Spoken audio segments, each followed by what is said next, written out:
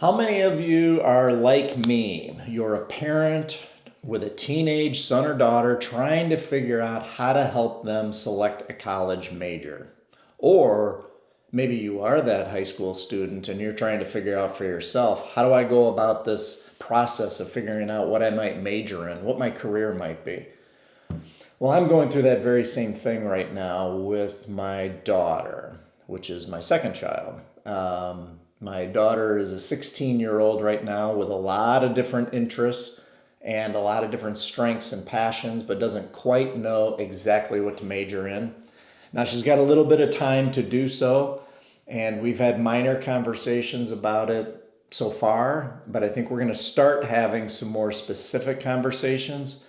And I've been thinking kind of a filtering system is the way to go. So I wanted to talk about how my wife and I are thinking about this filter system, and maybe this will help some others out there, or you guys will provide some feedback and I'll be able to get some clarity when I'm talking to my daughter. My son, I'll start there, was very easy because as a little guy, he was always into building things. He's huge into Legos. He's always loved cars. And before he was even in high school, he said he wanted to be an engineer. And right now, he's a freshman in college studying mechanical engineering. And it's a perfect fit for him because he checked a lot of boxes. He checked boxes that he had the capability, capacity, and talent to actually handle the program. He has an interest in that. So there's a passion and a strength there. There's a He checks the big box of it will pay enough money. It will sustain a lifestyle that he wants.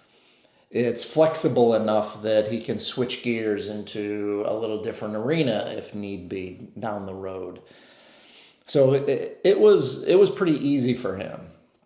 My daughter, on the other hand, has a lot of high strengths, a lot of capabilities, a lot of things going for her, but doesn't quite know how to use them and go about this process. So a few things that I have in the top of my head that I've been thinking about on how to approach this. And I know that the end result here, when talking with my daughter about all this, is not going to be this huge aha moment and she's going to have a look on her face like I just handed her keys to a new car and she's off and running with this awesome new major and career possibility. I think that's probably not likely. I'm also hoping that she doesn't have the look on her face like I just gave her a new reindeer sweater. So maybe somewhere in between.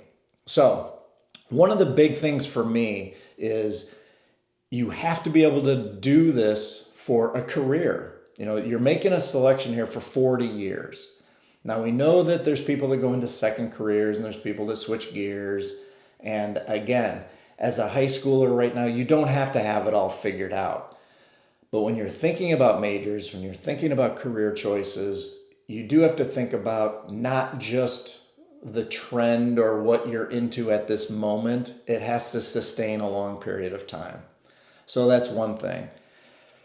I also feel like it has to be realistically within your financial goals. So how much money do you need to earn to sustain your lifestyle? Everybody says, well, I want to make, as much money as possible. And I do believe that you can make money in any field if you're good enough. There are multimillionaire plumbers out there. And I'm not putting plumbing down. Plumbing is important. We would have a real problem around here if we didn't have good plumbing. However, you can make money at anything, but you do have to think through what a typical income is within a certain career path.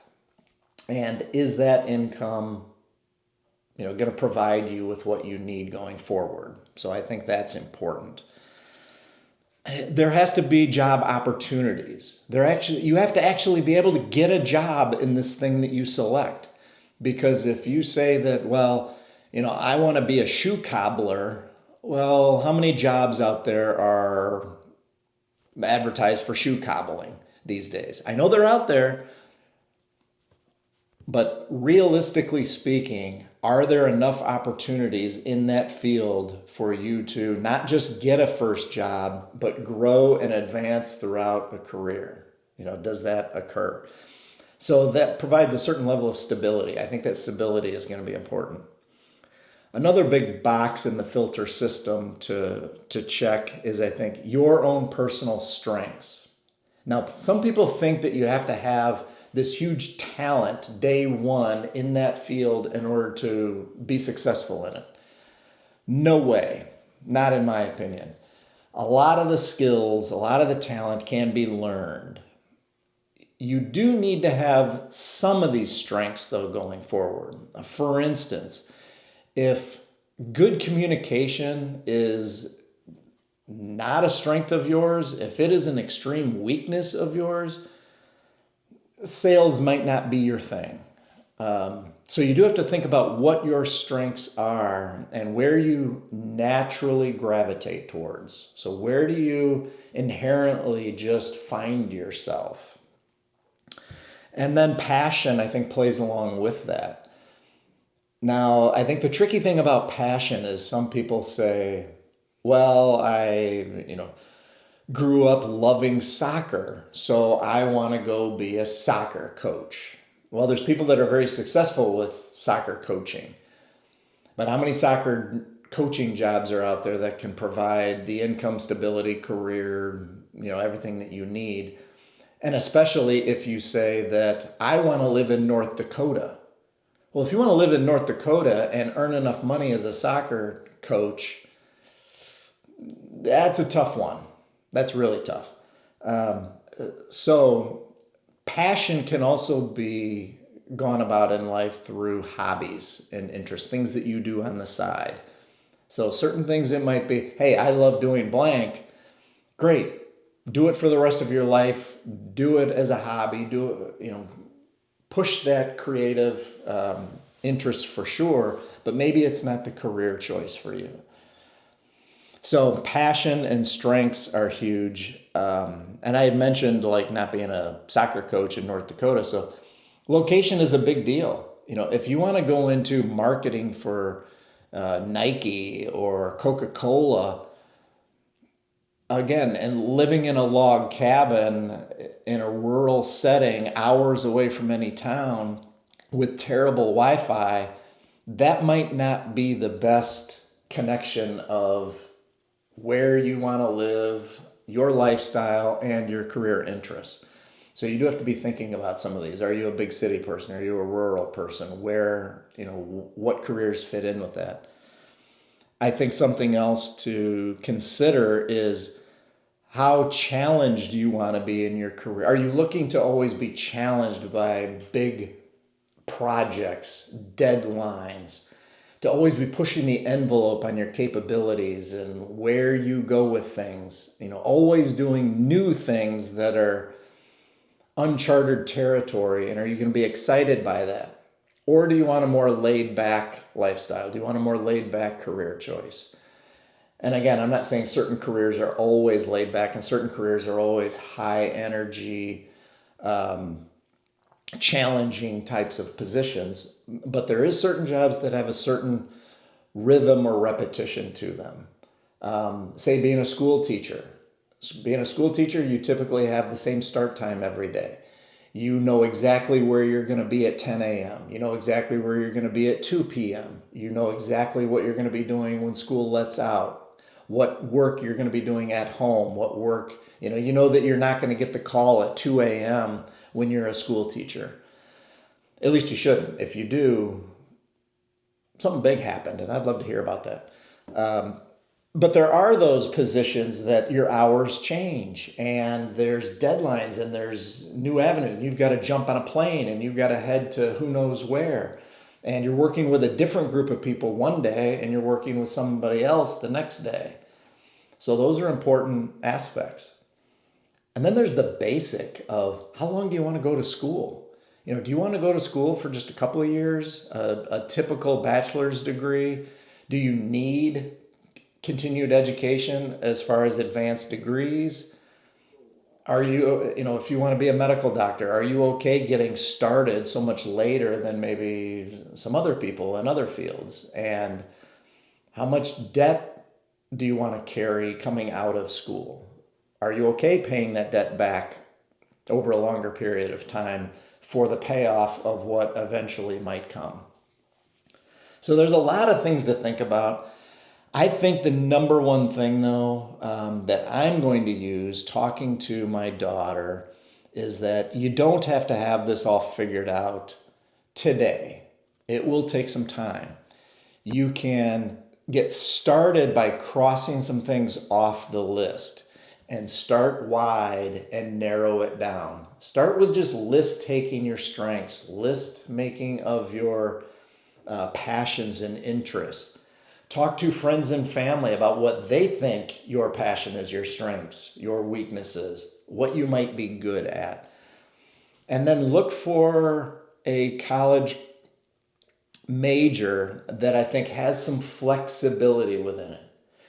If I'm going to set my major all the way down to something very specific that says the only job that I can do coming out is work for NASA, you might be limiting your freedoms there. So if you start off with a little bit of a wider scope, then let that narrow throughout your college career or even past your college career. Have some flexibility in case you shift gears. An example is like, okay, biology. When you're majoring in biology, you can move and pivot to a lot of different career tracks. If you're majoring in business, you can pivot to a lot of different, specializations within the business field. I do feel like there are certain classes, certain skill sets taken in college that will be important regardless of your major. Communication and leadership and business skills will apply to anything. So that'll be probably a whole nother video, a whole nother series of videos is really talking about how to be successful in what classes to take, at least my, knucklehead 2 cents off the top of my head. But on this topic alone is, I think, start to develop a filter. What are those big boxes that you're going to check? Start answering some of these questions about where you might want to live, what your lifestyle might be, what your interests are, what your strengths are, how realistic is it to get a job, how much stability is there, what kind of income do you need. If you don't know a lot of this information, there is a lot of different websites. Just start Googling. A lot of websites to research things. High school counselors have a lot of information that you can use to research things. Part of my filtering process with my daughter and what I did back in school when I went was to talk to people working within the field and talk to professors and ask them, how do I learn more about this? What classes do I need to take? What jobs are out there? How much money does it earn? What is job stability in this? Get information from all that. Now, again, this will be a several year process of working with my daughter through this, but there's a lot to think about. Start with building the filter. So that's kind of my brain dump on this topic. I'm curious as to approaches that have worked by others out there that you could share and help me in my process with my daughter so that we have some positive momentum and a conversation going forward. All right, big topic.